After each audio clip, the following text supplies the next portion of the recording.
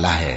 نون، قلم کی اور جو کچھ لکھنے والے لکھتے ہیں اس کی قسم کہ اے پیغمبر صلی اللہ علیہ وآلہ وسلم، تم اپنے پروردگار کے فضل سے دیوانے نہیں ہو، اور بے شک تمہارے لیے بے انتہا اجر ہے، اور یقیناً تم اخلاق کے اعلی مرتبے پر ہو۔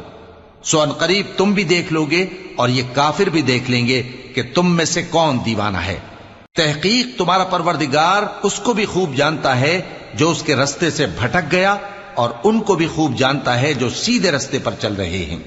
تو تم جھٹلانے والوں کا کہا نہ ماننا۔